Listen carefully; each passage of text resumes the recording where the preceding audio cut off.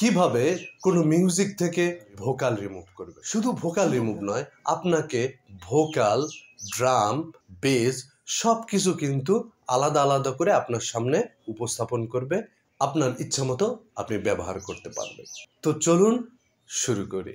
Music থেকে vocal remove করার জন্য প্রথমে আপনি যে কোনো ব্রাউজারে চলে যাবেন।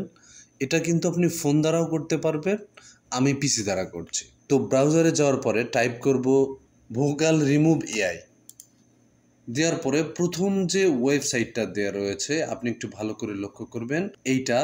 তো এখানে জাস্ট আমি ক্লিক করব। ক্লিক করার পরে এরকম একটা ইন্টারফেস খুলবে। এখন একটা মিউজিক থেকে ভোকাল রিমুভ করা যাবে দুইভাবে। একটা হচ্ছে শুধুমাত্র মিউজিক থেকে ভোকাল রিমুভ করে দেবে, আর একটা পদ্ধতিতে ভোকাল, ড্রাম, বেস এভরিথিং আমি আলাদা করে দেখাবো। তো এই যে সবগুলো অপশনগুলোর মধ্যে এই দ্বিতীয় যে অপশনটা রয়েছে এখানে জাস্ট ক্লিক করব। ক্লিক করার পরে এখানে ব্রাউজ মাই ফাইলস, এখানে আপনি দেখতেই পাচ্ছেন কিন্তু এখানে মিউজিক, ভোকাল, বেস, ড্রাম এগুলো কিন্তু আলাদা আলাদা করার অপশনগুলো দিয়েছে। তো আমি এখানে একটা মিউজিক আমি অ্যাড করব। তো কপিরাইট ইস্যু না আসার জন্য আমার নিজের একটা মিউজিক আমি অনেকদিন আগে গিটার দিয়ে তৈরি করেছিলাম, তো সেটা আমি একটু দেখাই।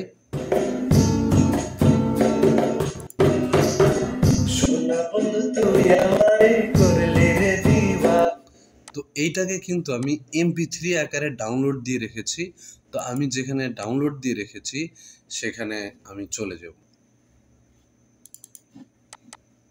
এই যে বাংলা কভার সং, তো এখানে আমি এটাকে ইনপুট করে দিব। দেওয়ার পরে এরকম কাজ শুরু করে দেবে আপলোড। এটা প্রসেসিং হচ্ছে, যেহেতু সবকিছু আলাদা করে দেবে একটু সময় লাগবে, বেশি না, উঠতে গেলে 30 সেকেন্ড এরকম সময় লাগে। এই তো কাজ শুরু হয়ে গিয়েছে। এই যে দেখেন সবকিছু কিন্তু আমাকে আলাদা করে দিয়েছে, এমনকি এটার কোড কত, BPM কত সবকিছু কিন্তু আলাদা করে দিয়েছে। তো আমি দেখেন এটার থেকে দেখি ভোকালটা রিমুভ হয়েছে কিনা, সবকিছু এগুলা আমি মাইনাস করে দিই। আমি শুধুমাত্র ভোকালটা দিয়ে একটু যদি প্লে করি। সোনা বন্ধু তুই আমারে করলি রে দিওয়ানা, মনে তো মানে না দিলে। আচ্ছা, তো এটা তো দেখলেন। এখন এখানে বেস, যদিও আমার এখানে বেস দেওয়া নাই, আমি এটাকে অফ করে দেই।